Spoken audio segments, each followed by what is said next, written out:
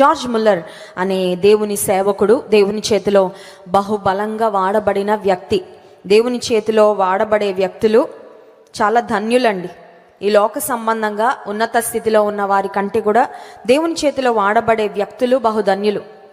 George Muller అనే దైవజనుడు దేవుని కొరకు అనేక కార్యాలు జరిగించి అనేక ఆత్మలను సంపాదించిన తరువాత ఒకరోజు ఒక వ్యక్తి ఇంటర్వ్యూ చేశారంట. దైవజను ఇంటర్వ్యూ చేస్తూ అడిగారు, దైవజనుడా, దేవుని కొరకు ఇంత బలంగా మీరు ఎలా వాడబడగలిగారు? ఇంతగా మీరు దేవుని కొరకు ఎలాగా ఆయన కార్యాలలో మీరు ముందుకు సాగారు? ఒకసారి చెప్పండి. What is the secret of your ministry? నీ పరిచర్య యొక్క రహస్యం ఏంటి? మీ పరిచర్య ఇంత మరి దేవునికి మహిమార్థంగా జరగడానికి ఉన్న రహస్యం ఏంటి? మాతో పంచుకుంటారని అడిగితే జార్జ్ ముల్లర్ అనే దైవ సేవకుడు చెప్పిన మాట ఏంటంటే, గతంలో ఒక రోజు నా లైఫ్లో ఈ జార్జ్ ముల్లర్ చనిపోయాడు అని చెప్పాడంట.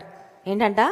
గతంలో ఒకరోజు యేసు ప్రభుని నమ్ముకున్న తర్వాత, నా స్వంత రక్షకునిగా స్వీకరించిన తర్వాత నేను చనిపోయాను. ఒకరోజు చనిపోతే ఎలా బ్రతుకుతారండి?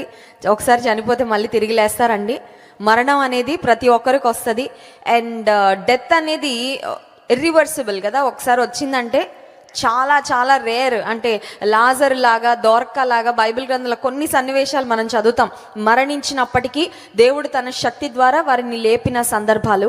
కానీ యూజువల్గా అయితే అది జరిగే విషయం కాదు. ఒకసారి చనిపోయారంటే ఇంకా వారు ఎప్పటికీ చనిపోయినట్లే. కనుక ఆశ్చర్యంగా ఇంటర్వ్యూయర్ చూస్తూ ఉన్నాడంట, ఇదేంటి ఈయన చనిపోయాడు అంటున్నారంటే అప్పుడు జార్జ్ ముల్లర్ ఎక్స్ప్లెయిన్ చేస్తూ ఆయన చెప్పిన మాట ఏంటంటే, there was a day when I died to self.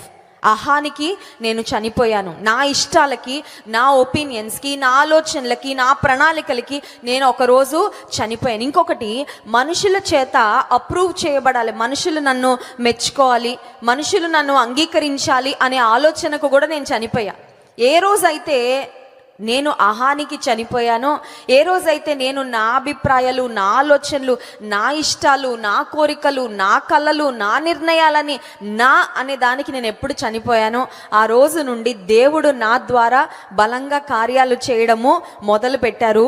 ఆ రోజు నుండి నేను దేవుని అప్రూవల్ కొరకు, దేవుని చేత అంగీకరించబడాలి, దేవుని మెప్పును పొందాలి, దేవునికి ఇష్టంగా జీవించాలని ఒకే ఒక్క ధ్యేయంతో నేను బ్రతికాను. కాబట్టి ఆ రోజు నుండి నా పరిచర్యలో నేను మరి ప్రత్యేకంగా దేవుని యొక్క నడిపింపును, దేవుని యొక్క హస్తాన్ని బలంగా చూశాను అని దైవజనుడు చెప్పడం జరిగింది. నిజమే, మనందరం కూడా యేసయ్యలోకి వచ్చిన తర్వాత యేసయ్యని గురించి తెలుసుకుంటూ ఉన్నప్పుడు, ఎదుగుతూ ఉన్నప్పుడు కొంతమంది పరిస్థితి ఎలా ఉంటుందంటే, దేవునితో సహవాసం చేస్తున్నట్లే ఉంటారు, మందిరానికి వస్తున్నట్లే ఉంటారు, వాక్యం వింటున్నట్లే ఉంటారు, కానీ చిన్న మార్పు కూడా రాదు వారిలో. అంటే అర్థం ఏంటంటే వాక్యం లోపలికి వెళ్ళడం లేదన్నమాట. సముద్రపు ఒడ్డున ఉండే రాళ్లలాగా ఉంటుంది వారి పరిస్థితి. సముద్రపు ఒడ్డున ఉండే రాళ్ళు ఎలా ఉంటాయంటే, వాటి మీద నుండి హోరుగా అలలు వాటిని కొడుతూనే ఉంటాయి, వాటి మీదగా పారుతూనే ఉంటాయి, ప్రవహిస్తూనే ఉంటాయి. కానీ ఆ రాయి మనం ఇంటికి తీసుకొని వెళ్ళి ఒక స్పాంజ్ లాగా ఇలా పిండాలని ప్రయత్నం చేస్తే ఒక్క చుక్క నీరైనా బయటకు వస్తుందండి? ఒక్క చుక్క కూడా రాదు. కారణం ఏంటంటే ఆ రాతికున్న స్వభావం, ద నేచర్ ఆఫ్ రాక్. రాతికున్న స్వభావం ఏంటంటే పీల్చుకోదు. అది ఎంత నా మీద నుండి వెళ్తే వెళ్ళని, కానీ నేను మాత్రం ఒక్క చుక్క కూడా లోపలికి తీసుకోను అనుకుంటుంది. కొన్నిసార్లు దేవుని సన్నిధానానికి వచ్చి కూడా we don't receive the word, వాక్యాన్ని స్వీకరించము. వాక్యము మనల్ని ట్రాన్స్ఫార్మ్ చేసేటట్లుగా, వాక్యము మనలను మార్చినట్లుగా అవకాశం ఇవ్వమండి. లోపలికి వెళ్తే మారుతుంది వాక్యం. నాకు తెలుసు చాలామంది సహోదరులు మందిరానికి వస్తూ ఉంటారు, వారు ఆరాధన అయిన తర్వాత ప్రార్థన చేయించుకుంటారు. అప్పుడు ఎందుకొరకు ప్రార్థన చేయమంటారండి అంటే, నా భర్త కొరకు ప్రార్థన చేయండి. అక్కడ వరకు వచ్చి అక్కడ దింపేసి వెళ్ళిపోతారు, కానీ ఇక్కడికి మాత్రం రారండి. ఏంటంట, నేను మందిరానికి రావడానికి ఎలాంటి అడ్డు చెప్పరండి, నన్నైతే మందిరానికి పంపిస్తారు కానీ రారు. ఎందుకు రారండి అంటే, వస్తే మారిపోతారంట. ఏంటంట, వస్తే మారిపోతారని తెలుసు, అందుకని రారంట. భయపడిపోతా ఉన్నారన్నమాట. ఇక్కడికి వస్తే జీవము కలిగిన వాక్యము వింటే ఖచ్చితంగా బ్రతుకు మారుతుంది, మారడం మాత్రం ఇష్టం లేదు. తాగుడు విడిచిపెట్టడం ఇష్టం లేదు, కొన్ని వ్యర్థమైన అలవాట్లు విడిచిపెట్టడం ఇష్టం లేదు, అక్రమమైన జీవితం కొంతమందికి విడిచిపెట్టడం ఇష్టం లేదు. వారు అనుకుంటున్నారు అదే సంతోషం, ఆనందం అని. దేవుని సన్నిధానానికి రాకుండా, దేవుని వాక్యం వారిలోకి వెళ్ళడానికి కూడా అవకాశం ఇవ్వకుండా ఉండేవారు చాలామంది ఉన్నారు. But when we allow the word of God to transformers, దేవుని వాక్యము మనల్ని రూపాంతరం చెందినట్లుగా మనం అవకాశాన్ని ఇచ్చినప్పుడు మారతామండి. ఎలా మారతాం? ఎవరి పోలికలోకి మారతామంటే యేసయ్య యొక్క పోలికలోకి మారతాం. మనల్ని చూసిన వారికి ఒక అనుభవం, ఒక అనుభూతి కలుగుతుంది. ఓహో, యేసయ్య బిడ్డలంటే ఇలా ఉంటారా. చూడండి, ప్రపంచానికి యేసయ్య బిడ్డలంటే చాలా మంది ద్వారా తప్పుడు అభిప్రాయం వచ్చేసిందండి.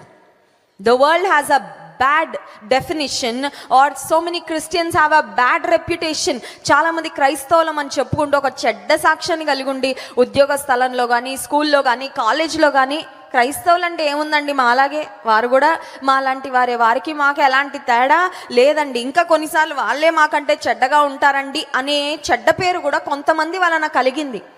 దేవుని యొక్క నామము కొంతమంది వలన దూషించబడతా ఉంది. కానీ దేవుడు నిన్ను నన్ను ఎందుకు ఏర్పరచుకున్నాడు, దేవుడు నిన్ను నన్ను ఎందుకు పిలుచుకున్నాడు, మనల్ని ఎందుకు రక్షించుకున్నాడు, జీవము కలిగిన సంఘంలో మనల్ని ఎందుకు నాటాడు, జీవపు వాక్యము మనకెందుకు వినిపింపజేస్తున్నాడంటే ప్రపంచానికి క్రీస్తు ప్రభువును మనము చూపించి దేవుని బిడ్డలంటే ఇలా ఉంటారు అనే ఒక మార్క్ సెట్ చేయాలని దేవుడు మనల్ని రక్షించుకున్నాడు, పిలుచుకున్నాడు, ఏర్పరచుకున్నాడు. జార్జ్ ముల్లర్ అనే దైవజనుని వలె దేవునికి మనం అవకాశం ఇచ్చినప్పుడు, దేవునికి అప్పగించుకొని సెల్ఫ్కు చనిపోయినప్పుడు, ఆహానికి చనిపోయినప్పుడు, స్వచిత్తానికి చనిపోయినప్పుడు, దేవుని చిత్తానికి అప్పగించుకున్నప్పుడు దేవుడు మన ద్వారా బలమైన కార్యాలు జరిగిస్తారు. ఈ ఉదయకాల సమయంలో నా సందేశం యొక్క అంశము యేసుక్రీస్తు ప్రభువారి యొక్క తగ్గింపు, the humility of Jesus Christ. యేసుక్రీస్తు ప్రభువారి యొక్క తగ్గింపు. క్రిస్మస్ నెలలోకి మనం వచ్చాము. రేపటి దినము మనం అందరం కలిసి క్రిస్మస్ ఆరాధనలో పాల్పొందుతున్నాం. కానీ దేవాది దేవుడు పరలోకం నుండి భూమి మీదకి రావాలంటే ఆయన మామూలుగా తగ్గించుకోలేదండి, చాలా తగ్గించుకున్నాడు, చాలా చాలా చాలా తగ్గించుకున్నాడు. He humbled himself. ఎంత తగ్గించుకున్నాడో మాటల్లో వి కాంట్ ఈవెన్ ఇమాజిన్. దేవుడు ఎంత తగ్గించుకొని ఈ భూమి మీదకి దిగి వచ్చారు. యేసుక్రీస్తు వారి యొక్క తగ్గింపును గురించి ఒక 7 ప్రాముఖ్యమైన అంశాలు వాక్యం నుండి మీకు మరి తెలియచేసి నా సందేశాన్ని ముగించాలని నేను ఆశపడుతున్నాను. యేసుక్రీస్తు ప్రభువారు ఈ లోకంలో ఒక చిన్న బాలునిగా జన్మించడం ద్వారా he prove that he was a humble God. దీనత్వం కలిగిన దేవుడని, దీన మనస్సు కలిగిన వాడని ఆయన రుజువు చేసుకున్నట్లుగా మనం గమనిస్తున్నాం. మొట్టమొదటిగా అసలు యేసు ప్రభు ఈ లోకానికి రావడంలో ఆయన తగ్గింపును ఎలా చూపించాడు అని ఆలోచన చేస్తే, సృష్టికర్త సృష్టిగా మారాడు. The creator God became the creation. సృష్టికర్త అయిన దేవుడు సృష్టిగా మారాడు. ఇది ఎంత కష్టమో ఒకసారి ఆలోచన చేయండి. నా చేతిలో ఐఫోన్ ఉంది, నా చేతిలో యాపిల్ ఫోన్ ఉంది. ఈ ఫోన్ని డిజైన్ చేసిన వ్యక్తి ఉన్నాడు, ఈ ఫోన్ని డిజైన్ చేసిన వ్యక్తి ఉన్నాడు. ఆ వ్యక్తి దగ్గర గనక మనం వెళ్ళి ఇంటర్వ్యూ చేస్తూ, ఏమండి పలానా ఐఫోన్ని మీరు డిజైన్ చేశారు కదా, ఐఫోన్లో ఎన్ని అద్భుతమైన ఫీచర్స్ పెట్టారు, ఐఫోన్ అంటే ప్రపంచంలో అందరూ కూడా ఇలాంటి ఫోన్ మనం కలిగి ఉండాలని ఆశపడేటట్లుగా అంత మంచి టెక్నాలజీతో మీరు డిజైన్ చేశారు కదా, ఈ ఫోన్లో ఎన్నో యాప్స్ డౌన్లోడ్ చేసుకోవచ్చు కదా, ఈ ఫోన్ ఎంతోమంది చేతిలో ఉంటుంది కదా, దీన్ని మీరే డిజైన్ చేశారు కాబట్టి మీరు కూడా ఒక ఐఫోన్లా మారిపోండి అని మనం యాపిల్ ఐఫోన్ని డిజైన్ చేసిన వ్యక్తిని అడిగితే ఏమంటాడండి? ఐఫోన్ అనే కాన్సెప్ట్ నా మైండ్లో నుంచి వచ్చింది, కానీ నేను ఎప్పటికీ ఐఫోన్ లాగా మారను. నేనెందుకు అవుతాను? ఒక వస్తువుగా నేనెందుకు అవుతాను?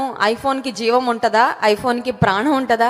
పని చేస్తుంది, ఉపయోగపడుతుంది, యాప్స్ ఉంటాయి, దానివలన చాలా అడ్వాంటేజెస్ ఉంటాయి. మనం ఇతరులతో మాట్లాడచ్చు, వ్యక్తులతో కనెక్ట్ అవ్వచ్చు, జ్ఞానాన్ని పొందుకోవచ్చు. ఇంటర్నెట్లో కొన్ని విషయాలు మనం చదవడం ద్వారా, వినడం ద్వారా ఆత్మీయంగా ఎదగడానికి అవకాశం ఉంది. యూట్యూబ్లో చక్కని వాక్యాలు వినడం ఇంతవరకు ఓకే. కానీ ఈ ఫోన్ని డిజైన్ చేసిన వ్యక్తిని ఫోన్గా మారమంటే మాత్రం ఖచ్చితంగా మారడు. సర్వ జగత్తును నోటి మాటతో కలుగునుగాక కలుగునుగాక కలుగునుగాక అనగానే మొత్తం దేవుడు సృష్టించాడండి. కానీ మనిషి దగ్గరకు వచ్చేసరికి మాత్రం God had something else in his mind. కలుగునుగాక అనుంటే ఆదాం వచ్చేవాడు, అవునా కదా? సేమ్ వేలో చేసేయచ్చు దేవుడు ఆదామును కూడా. But God wanted to make Adam with his own hands. తన చేతులతో చేసుకోవాలని ఆయన ఆశపడ్డాడు. ఆయన ఊపిరిని ఊదాలని ఆశపడ్డాడు. అంటే దేవునికి సృష్టి అంతటిలో మానవులమైన మన పట్ల ఉన్న ప్రేమ ఎంత గొప్పదో ఒకసారి ఆలోచన చేయండి. కొన్నిసార్లు మనకి ఇష్టమైన వారు మన ఇంటికి వస్తున్నారు అనగానే నా చేతులతోనే చేసి పెట్టాలని కదండి. కొన్నిసార్లు కొంతమంది వారికి ఇష్టమైన వారికి ఫోన్ చేసి ఇంటికి వస్తుంటే, మీరు ఏం తింటారండి, మీకు ఏది బాగా నచ్చుతుందండి, మీకు ఏది ఇష్టం అండి, స్పైస్ వేయచ్చా, స్పైస్ వేయకూడదా, వెజ్జే తింటారా, నాన్ వెజ్ కూడా అంటే మాకు వచ్చే ఫోన్ కాల్స్ గురించి చెప్తా ఉన్నా నేను. ఎప్పుడైనా జాన్ వెస్లీ గారు ఎక్కడికైనా వెళ్తే నాకు వస్తాయి ఫోన్లు. ఏం తింటారండి, ఎలాగా ఆహారం ఎలా తీసుకుంటారు, ఎలా అయినా ఏ ఆహారం పెట్టినా కూడా తింటారండి. చికెన్, మటన్, ఫిష్ తప్ప వేరే అయితే నాన్ వెజ్ ఏం తినరు. కానీ మీకు ఏది అనుకూలం అయితే అది చేయండి. పప్పు చేస్తే ఇంకా మంచిది, పప్పు కూరగాయ చేస్తే హ్యాపీ, నో కంప్లైంట్స్. ఎవరేం పెట్టినా కూడా దేవుని సేవలో మాకు ఎలాంటి కంప్లైంట్స్, మమ్మల్ని ఇలా చూడలేదు, అలా చూడలేదు, ఇది పెట్టలేదు, అది పెట్టలేదు, అలాంటి కంప్లైంట్స్ ఏమి ఉండవని చెప్తా ఉంటాం. కానీ కొన్నిసార్లు మనం ప్రేమించిన వారు, మనము ఇష్టపడేవారు, మనకి ఎవరైనా గౌరవం ఉంటే మన చేతులతో వాళ్ళకి ఏదైనా స్పెషల్గా చేసి పెట్టాలనే ఒక ఆశ కలిగినట్లుగానే దేవాది దేవుడు కలుగునుగాక కలుగునుగాక కలుగునుగాక అని అద్భుతమైన సృష్టిని చేసిన దేవుడు, ఎంత వెరైటీ చేసిన దేవుడు సృష్టిలో ఒక జంతు ప్రపంచం, ఒక వృక్ష ప్రపంచం, ఒక చేపలు, సముద్రం కిందున్న అండర్ వాటర్ వరల్డ్ మీరు ఆలోచన చేస్తే మన మైండ్ సరిపోదండి, కాంప్రిహెండ్ చేయలేదు. అబ్బా ఇన్ని వెరైటీలు ఉన్నాయా చేపలు అనిపిస్తుంది. అంటే తినేవి కొన్ని రకాలే కానీ దేవుడు చేసినవి ఎంత అద్భుతమైన, వాటిలో ఉన్న లక్షణాలు, అవి మరి వాటికి ఉన్న కలర్స్, దేవుడు వాటికి పెట్టిన డిజైన్స్, ఆకాశ పక్షులను గురించి ఆలోచిస్తే ఒక్కొక్క పక్షిని ఎంత వెరైటీగా, ఎంత డిఫరెంట్గా దేవుడు కలుగజేశాడు. వాటి రెక్కలకు ఆయన వేసిన కలర్స్, ఇక పువ్వుల గురించి ఆలోచిస్తే చెప్పక్కర్లేదు. ప్రపంచం అంతటిని ఇంత వెరైటీతో చేసి కలుగునుగాక అంటే కలిగింది. కానీ మనిషి దగ్గరకు వచ్చేసరికి దేవుడు అనుకున్నాడు, నా చేత్తో I want make man in my own image and likeness, నా రూపంలో నా పోలికలో నేనే చేయాలనుకున్నాడు. దేవుడు చేశాడు. చేసిన తర్వాత ఆయన జీవవాయువును, ఆయన ఊపిరిని మనిషిలో ఊదాడు. నిజానికి ఆడమ్ను, ఆదామును, హవ్వను దేవుడు మరి సృష్టించి ఏదైనా తోటలో పెట్టినప్పుడు they were sinless, they were spotless. వారిలో పాపం లేదండి. వారిలో పతనం అనేది ప్రారంభం అవ్వాల, ఫాల్ అనేది ప్రారంభం అవ్వలేదు. ఎందుకంటే ఏదైనా తోటలో దేవుడు మొదటిగా వారిని సృష్టించినప్పుడు దే వర్ ఫైన్, స్పిరిచువల్గా చాలా బాగున్నారు.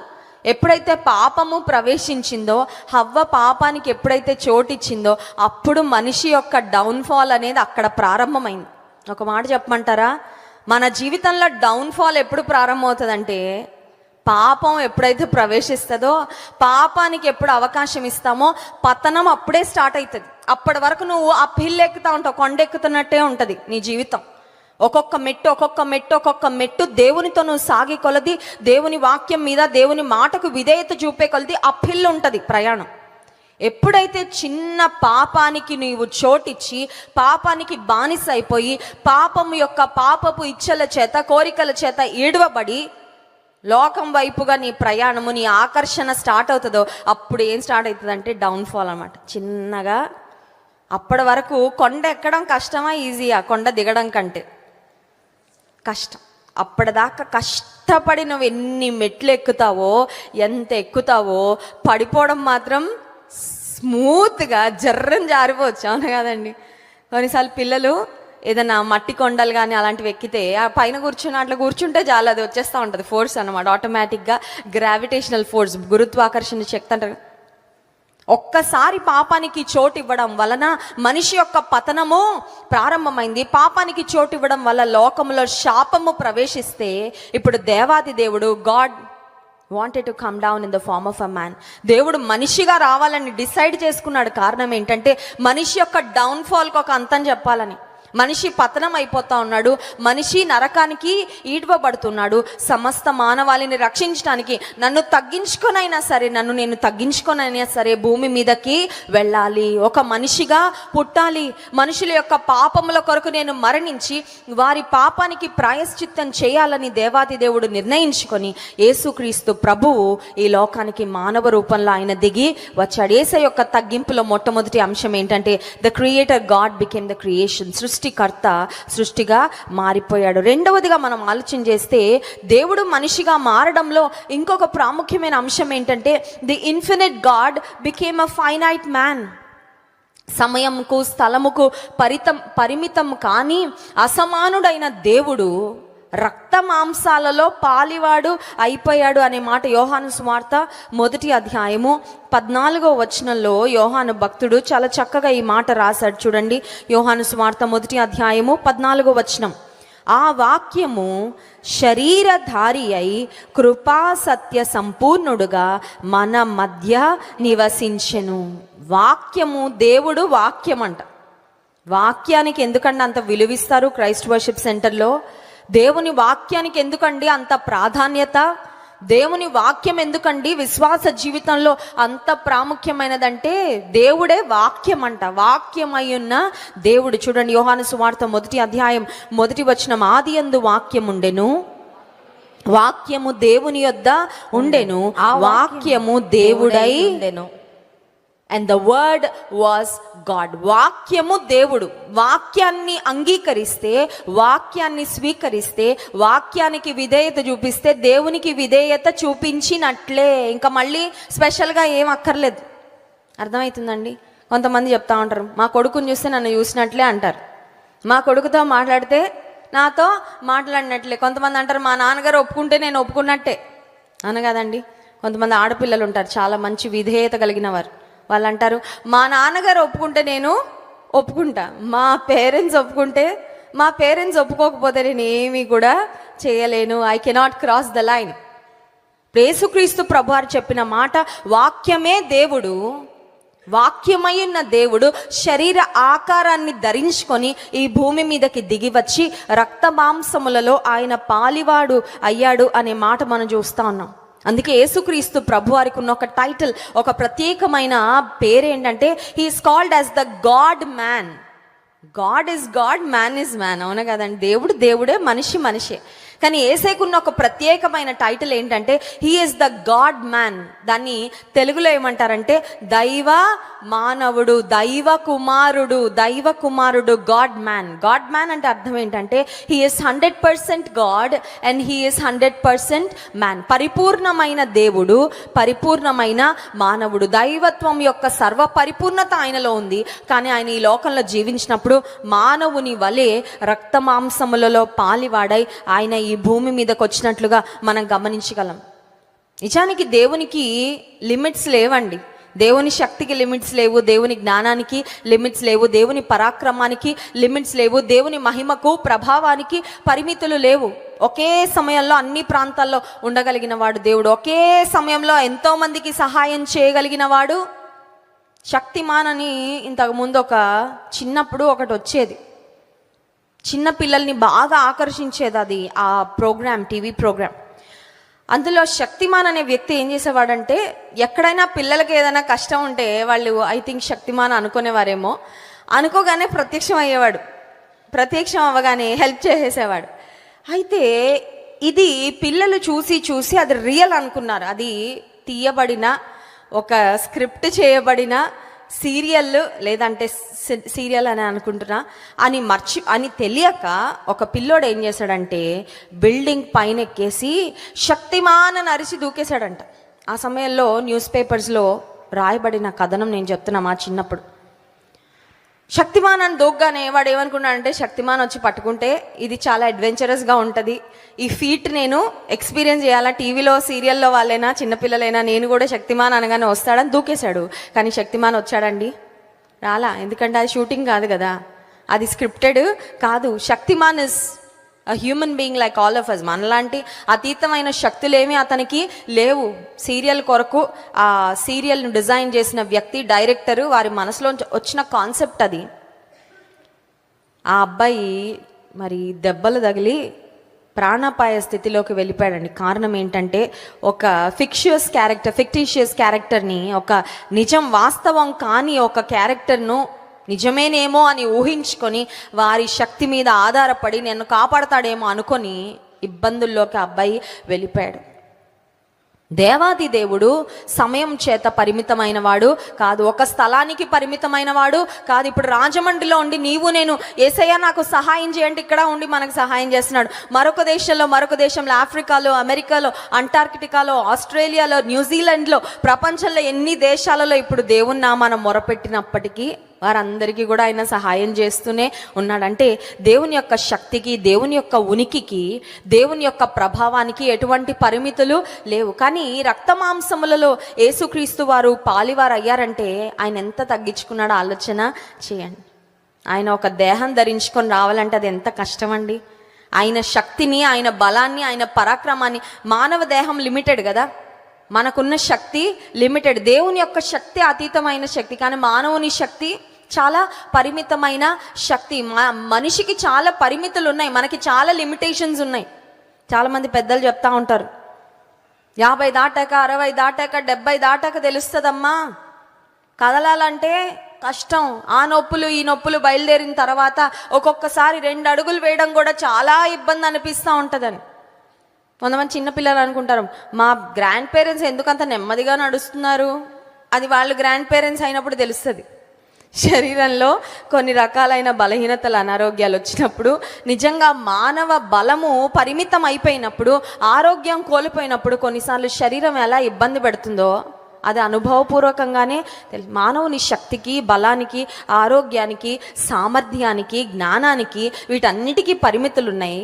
అపరిమితమైన దేవుడు పరిమితమైన మనిషిగా ఈ లోకానికి దిగి వచ్చాడంటే ఇది ఎంత గొప్ప తగ్గింపో ఒక్కసారి ఆలోచన చేయండి. ఒకసారి గట్టిగా చప్పట్లు కొట్టి దేవునికి మహిమ చెల్లిద్దామా? హల్లెలూయా. ఎప్పుడైనా దేవుని స్తుతించామా, దేవా నా కొరకు నువ్వు తగ్గించుకున్నందుకు? తగ్గించుకోవడం కష్టం అండి, హెచ్చించుకోవడం చాలా. Anyone can be prideful. ఎవరైనా హెచ్చించుకోవచ్చు, ఎవరైనా గొప్పగా తమను తాము హెచ్చించుకోవచ్చు, కానీ తగ్గించుకోవడం చాలా చాలా కష్టం. మనకు అది తెలుసు. మనల్ని ఎవరైనా తగ్గిస్తే మనకు వస్తుంది కోపం. ఎలా వస్తుందండి? మామూలుగా రాదు కదా. వారికి బుద్ధి చెప్పే వరకు, వారికి లెసన్ నేర్పించే నా విలువని తక్కువ అంచనా వేస్తారా? నన్ను గురించి ఇలా మాట్లాడతారా? మీకు ఎలా గుణపాఠం చెప్పాలో చెప్తానని కొంతమంది కంకణం కట్టుకుంటారు. ఎప్పుడంటే ఎవరైనా వారిని తగ్గిస్తే, and they will wait for an opportunity, tit for tat లాగా. కొంతమంది చూడండి, మీరేమైనా కోపంతో మాట అంటే మళ్ళీ అదే మాట అనేదాకా వాళ్ళకి నెమ్మది ఉండదు. పాపం వెయిట్ చేస్తూ ఉంటారు, ఎప్పుడు వస్తుందా అవకాశం అని. అదే డైలాగు, అదే మాట, అదే స్పీడ్తో మళ్ళీ మీకు కొట్టేశాక అప్పుడు రిలాక్స్ అవుతారు. పాపం అప్పుడు దాకా వాళ్ళకి ఫుడ్ ఎక్కదు, అప్పటిదాకా నిద్ర పట్టదు. ఎందుకంటే ఎవరైనా తగ్గిస్తే లోపల ఇబ్బంది పడిపోతూ ఉంటారండి. దేవాది దేవుడు, అపరిమితుడైన దేవుడు పరిమితం కలిగిన ఒక మనిషిగా ఈ లోకానికి వచ్చాడంటే ఆయన ఎంత తగ్గించుకున్నారో ఒకసారి ఆలోచన చేయండి. మూడవదిగా యేసుక్రీస్తు ప్రభువారి యొక్క తగ్గింపులో మరొక ప్రాముఖ్యమైన అంశం ఏంటి అని ఆలోచిస్తే, దేవాది దేవుడు మనిషిగా రావడం ద్వారా he became a part of human lineage. మానవుని యొక్క వంశావళిలో దేవుడు ఒదిగిపోయాడు. ఇప్పుడు భూమి మీదకి అకస్మాత్తుగా అలా ఊడిపడచ్చు, దేవుడు ఏమన్నా చేయొచ్చు, అవునా కదండి? ఒక కుటుంబంలోకి ఎందుకు రావాలా? ఒక కుటుంబంలో ఒక కుమారుని కానీ ఎందుకు పుట్టాలా? దేవుడు ఎలా అయినా రావచ్చు ఈ లోకానికి. సడన్గా ఆయన ఒక ఫుల్లీ గ్రోన్ మ్యాన్ లాగా రావచ్చు కదా. ఒక బాలుడుగా, ఒక గర్భంలో, ఒక స్త్రీ గర్భంలో ఒదిగి 9 నెలలు ఉండి, గర్భంలో పిల్లలు 9 నెలలు ఉన్నప్పుడు తల్లికి వేదనే, ఆ లోపల బిడ్డ కూడా వెయిట్ చేస్తూ ఉంటారంట. ఏమని తెలుసా? ఎప్పుడు బయటపడతానా అని. ఎందుకంటే బిడ్డకు అక్కడ స్థలం సరిపోదు. పెరుగుతూ ఉంటే the baby feels very congested. కొన్నిసార్లు బిడ్డ లోపల బాగా ఎదిగేసిన తర్వాత డాక్టర్స్ అంటారు చాలా కష్టం అండి డెలివరీ. ఎందుకంటే బిడ్డ బాగా లోపల, బిడ్డ పెరిగే కొద్దీ తల్లికి ఆయాసం వచ్చేస్తూ ఉంటుంది. ఎందుకంటే ఆమెకి ఊపిరి తీసుకోలేదు, బిడ్డ కూడా లోపల చాలా ఇబ్బంది పడిపోతూ ఉంటుంది. ఇప్పుడు దేవుడు ఒక స్త్రీ గర్భంలో 9 నెలలు ఉండాలంటే ఎంత కష్టం అండి, ఒకసారి ఆలోచన చేయండి. దేవుడు ఒక పసిబాలునిగా ఒక పశువుల తొట్టిలో పరుండ పెట్టడం అంటే అది ఎంత కష్టమైన విషయం. ఒక ఫుల్లీ గ్రోన్ మ్యాన్ లాగా దేవుడు ఈ లోకానికి రావచ్చు కదా, మానవ రూపంలో రావాలనుకున్నాడు దేవుడు, కరెక్టే. ఒక పరిపూర్ణమైన ఎదిగిన ఒక మనిషిగా, ఒక యవ్వన కాలంలో యవ్వన బలంతో ఉన్న వ్యక్తిగా ఆకాశం నుండి ఆయన దిగి రాలేడా? రాగలడు. But he did not choose that way. దేవుడు ఆ మార్గాన్ని, ఆ బాటను ఆయన ఎన్నుకోలేదు. అందరిలాగానే ఒక స్త్రీ గర్భం ద్వారా ఆయన ఈ లోకంలో పుట్టాలని ఆశపడ్డాడు. బట్ అఫ్ కోర్స్ ఆయన జన్మకు మన జన్మకు తేడా ఏంటంటే, మన జన్మలో స్త్రీ పురుషుల యొక్క ప్రమేయం ఉంది, కానీ యేసుక్రీస్తు ప్రభువారు కన్యక గర్భాన ఈ లోకానికి దిగి వచ్చారు. ఇప్పుడు యేసు ప్రభు ఒక స్త్రీ గర్భంలో ఆయన ప్రవేశించి ఒక కన్యక గర్భం ద్వారా ఈ లోకంలోకి రావడం ద్వారా మానవుల యొక్క వంశావళిలో దేవుడు ఒదిగిపోయాడండి. మానవుల వంశావళిలో. మత్తయి సువార్త 1వ అధ్యాయంలో మనం చూసినట్లయితే యేసుక్రీస్తు ప్రభువారి యొక్క వంశావళిని గురించి మనం చదువుతాం. The family tree of Jesus Christ. యేసుక్రీస్తు ప్రభువారి యొక్క వంశావళి. 1వ వచనం చూడండి. అబ్రహాము కుమారుడగు దావీదు కుమారుడైన యేసుక్రీస్తు వంశావళి. చాలండి, వంశావళి చాలా ముఖ్యం. ఒకసారి స్కూల్లో మాకు ఒక అసైన్మెంట్ ఇచ్చారు. అదేంటంటే మీ ఫ్యామిలీ ట్రీ వేసుకొని రండి అని. ఫ్యామిలీ ట్రీ అంటే తెలుసా అండి? ఫ్యామిలీ ట్రీ అంటే మన పేరు, మన పైన అమ్మ నాన్న పేరు, ఆ పైన నాన్న పైన నాన్న అమ్మ నాన్న, అమ్మ పైన అమ్మ అమ్మ నాన్న, అక్కడ దాకా వచ్చింది. కానీ ఇంకా ఆ తర్వాత వెళ్ళట్లా లైన్. ఆ తర్వాత మహా కష్టం మీద నానమ్మ తాతయ్యని ఇంటర్వ్యూ చేస్తే, అంటే ఇప్పుడు ఫోన్లు లేవు కదా, అప్పుడు ఫోన్లు లేవు మా చిన్నప్పుడు, వాళ్ళని ఇంటర్వ్యూ చేస్తే వాళ్ళ పేర్లు దొరికేవేమో కానీ ఇంకా ఆ పైన అంటే ఇంకా అసలు దొరకవు. మన ఫ్యామిలీ ట్రీలో మహా అయితే ఒక 5 జనరేషన్స్, 5 తరాల వరకు మహా అయితే మనకి, మన పిల్లలకి ఎంతవరకు తెలుస్తుంది? మన పేరెంట్స్ వరకు తెలుస్తుంది, అంతే కదండి. మన పేరెంట్స్ పేర్లు అంటే వాళ్ళు అంటారు మాకేం సంబంధం అంటారు. మాకు మేము వాళ్ళని చూడలేదు, మేము పుట్టేసరికే వాళ్ళు లేరు. సో వీ డోంట్ మైండ్, మాకు అంత అవసరము లేదు, వాళ్ళకి పేర్లు కూడా తెలుసో తెలీదు, నిజమే. కానీ యేసుక్రీస్తు ప్రభువారి యొక్క వంశావళిలో ఒక్కొక్కరి పేరు, అబ్రహాము ఇస్సాకును కనెను, ఇస్సాకు యాకోబును కనెనని ఒక పెద్ద లిస్ట్ జీనియాలజీ ఆఫ్ జీసస్ క్రైస్ట్లో మనం చూస్తాం. ఇప్పుడు యేసుక్రీస్తు ప్రభువారి యొక్క వంశావళిలో ఉన్న వాళ్ళందరూ పరిశుద్ధులా అండి? యేసు ప్రభు యొక్క వంశావళిలో ఉన్న వారందరూ పర్ఫెక్ట్ పీపులా అండి? వారిలో ఎలాంటి లోపాలు, వారిలో ఎలాంటి బలహీనతలు లేవా అండి అని ఆలోచన చేస్తే, లోపాలు ఉన్నవారు చాలామంది యేసుక్రీస్తు ప్రభువారి యొక్క వంశావళిలో ఫ్యామిలీ ట్రీలో ఉన్నారండి. మన కుటుంబంలో ఎవరైనా మంచి పేరు లేని వాళ్ళు ఉన్నారనుకోండి, మన దగ్గర బంధువుల్లో, వారి గురించి ఎవరికైనా చెప్పుకుంటామండి? వారి గురించి టాపిక్ వచ్చిన మాట దాటేస్తాం. ఎందుకంటే వాళ్ళ బంధువులు అని చెప్పుకుంటే వాళ్ళ చెడ్డ పేరు నేను కూడా భరించాల్సి వస్తుంది కదా, ఎందుకులే. కొన్నిసార్లు తల్లిదండ్రులు పిల్లలు నువ్వు వాళ్ళని బాగా ఇబ్బంది పెడుతున్నప్పుడు అంటారు, నా కొడుకుగా నువ్వు ఎందుకు పుట్టావురా, నిన్ను నా కొడుకు అని చెప్పుకోవడానికి నాకు సిగ్గు అనిపిస్తుంది, మా ఇంటికి ఒక మచ్చలాగా నువ్వు అయిపోయావు, మన ఇంటికి ఉన్న మంచి పేరు నువ్వు చెడగొడతా ఉన్నావు. చూడండి, చాలాసార్లు మంచి రెప్యుటేషన్, మంచి పేరు లేని వారు, లేదంటే మంచి రెప్యుటేషన్ లేని వారు మన కుటుంబంలో ఉంటేనే we don't want to talk about them. వాళ్ళ గురించి మనకు జ్ఞాపకం చేసుకోవడం ఇష్టం ఉండదు, వారి గురించి ఎవరికి చెప్పడం ఇష్టం ఉండదు, వారి గురించి మెన్షన్ చేయడం మనకి ఇష్టం ఉండదు. కానీ యేసుక్రీస్తు ప్రభువారి యొక్క వంశావళిలో ఉన్నట్లుగా ఎవరి తర్వాత ఎవరు వచ్చారు, ఎవరి తర్వాత ఎవరు పుట్టారు, ఆ వంశావళి అంతటిని దేవాతి దేవుడు రాయించాడు. అంటే అర్థం ఏంటంటే ఇక్కడ కూడా దేవుని తగ్గింపు ఉందండి. దేవుడు పరిపూర్ణుడయుండి, లోపం లేని వాడయుండి, పరిశుద్ధుడైన దేవుడయుండి, అపరిపూర్ణులైన పాపంలో దేవునికి దూరంగా బ్రతికిన మనుషుల మానవాళి వంశావళిలో నుండి నేను రావడానికి నేను ఇష్టపడ్డానని దేవుడు మనకి చూపించాడంటే ఆయన తగ్గింపు ఎంత గొప్పదో ఒకసారి మీరు ఆలోచన చేయండి. గట్టిగా స్తోత్రం చెప్దామా? హల్లెలూయా. యేసుక్రీస్తు ప్రభువారి యొక్క వంశావళిలో I don't want to talk about the men, but I want to mention few women. యేసు ప్రభు వంశావళిలో అందరూ ఎక్కువ మంది పురుషుల పేర్లే మనం చూస్తాం, కానీ 5 స్త్రీల పేర్లు మనం గమనించగలం. 5 స్త్రీలు ఎవరంటే తామారు, రాహాబు, రూతు, ఆ తర్వాత బత్షెబా అని రాయబడలేదు, ఊరియా భార్య అని ఉంటుంది. 5వదిగా మరియా. ఈ విమెన్ ఎవరు అని ఆలోచన చేస్తే మనకు తెలుసు, తామారు తన జీవితంలో ఒక అక్రమమైన పని చేసినట్లుగా మనం గమనించగలం తామారు జీవితంలో. But she did it for the well being of her family. తన కుటుంబం యొక్క శ్రేయస్సు కొరకు, వంశాభివృద్ధి కొరకు ఆలోచన చేసి ఆమె ఆ పని చేసింది. ఆమె పర్ఫెక్ట్ కాదండి. 2వదిగా 5వ వచనంలో రాహాబు అనే మాట చూస్తాం. రాహాబు అనే స్త్రీ ఎవరంటే ఎరికో పట్టణంలో ఉన్న ఒక prostitute. She was a harlot. ఎరికో అనే పట్టణంలో ఉన్న ఒక వేశ్య, ఒక అన్యురాలు. కానీ వేగుల వారు పంపబడినప్పుడు 2 వేగుల వారిని దాచిపెట్టి వారికి సహాయం చేసి వారికి మంచి సమాచారం ఇచ్చి పంపించినందుకు ఎరికో పట్టణం మీదకి ఇశ్రాయేలీయులు యుద్ధం చేయడానికి వెళ్ళినప్పుడు ఆమె కుటుంబాన్ని స్పేర్ చేయడం వలన రాహాబు రక్షణ పొందింది. రాహాబు ఇశ్రాయేలీలో ఒకటిగా చేర్చబడింది. ఇశ్రాయేలీలో ఒకరిని ఆమె వివాహం చేసుకొని దేవునిలో సాగిందండి. ప్రతి పెన్సిల్కి ఒక ఎరేజర్ ఉంటుంది, అవునా కదా? పెన్సిల్కి ఎరేజర్ ఎందుకు ఉంటుంది అంటే మనం పర్ఫెక్ట్ కాదు కాబట్టి. అవును కదండి. ఇప్పుడు వైట్ ఇంక్ అని కూడా ఉంది కదా, వైట్ ఇంక్ ఎందుకంటే పెన్నుతో ఏదైనా తప్పులు రాస్తే వైట్ ఇంక్ పెట్టేసి దానిపైన ఓవర్ రైట్ చేసి దాన్ని ఇరేజ్ చేసి మళ్ళీ మనం రాసుకోవచ్చు అనమాట, పరీక్షలలో ఎస్పెషలీ. ఇప్పుడు పెన్సిల్కి ఎరేజర్ ఎందుకుందంటే తప్పులు మనం చేసినప్పుడు దాన్ని మళ్ళీ ఎరేజ్ చేసుకోవడానికి, రెక్టిఫై చేసుకోవడానికి ఎరేజర్ గివ్స్ అన్ ఆపర్చునిటీ. ఆ వెనకాలన్న ఎరేజరు మన తప్పులను సరిదిద్దుకోవడానికి, సవరించుకోవడానికి అవకాశము.